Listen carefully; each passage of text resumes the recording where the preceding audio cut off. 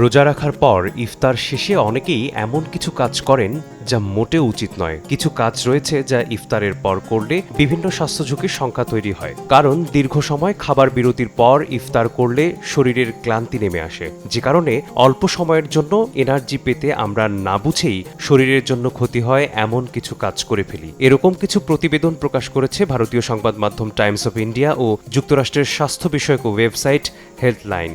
আসুন জেনে নিই ইফতারের পর এমন কিছু কাজ সম্পর্কে যা হঠাৎ শারীরিক ক্ষতির কারণ হতে পারে।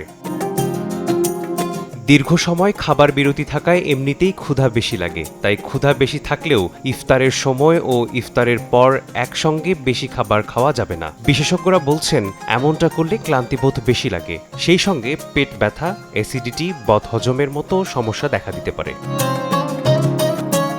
ইফতার শেষে অনেকেই চা কফি খেয়ে থাকেন, অনেকে ধূমপান করেন। এতে খাদ্যনালীর স্বাভাবিক পিএইচে পরিবর্তন ও হজমে ব্যাঘাত ঘটে। অনেকে গরম থেকে বাঁচতে ইফতারের সময় এবং ইফতারের পর বেশি ঠান্ডা পানি পান করেন, ঠান্ডা শরবত খেতে পছন্দ করেন। স্বাভাবিক তাপমাত্রার সাথে ঠান্ডা পানির তাপমাত্রার পার্থক্য থাকায় শরীরে অতিরিক্ত শক্তি খরচ হয়। এতে ক্লান্তিবোধ তৈরি হওয়ার পাশাপাশি ঠান্ডাজনিত নানা রোগে আক্রান্ত হওয়ার সম্ভাবনা থাকে। ইফতারের পর অনেকেই ক্লান্তি দূর করতে গোসল করেন।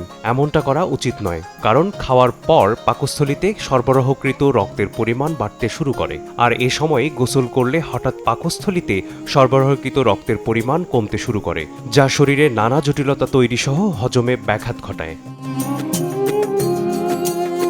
ইফতার করার পর অনেকেই বিছানায় শুয়ে পড়েন, অনেকে আবার ঘুমিয়ে যান। এতে হজম প্রক্রিয়া ধীরগতির হয়, খাবার হজম হতে বেশি সময় লাগে। ফলে রাতের খাবারের সময় অনেকেরই খিদে পায় না, অনেকের আবার মাঝরাতে অস্বস্তি বোধ শুরু হয়। তাই ইফতারের পর শুয়ে পড়া বা ঘুমানোর অভ্যেসও এড়িয়ে চলুন।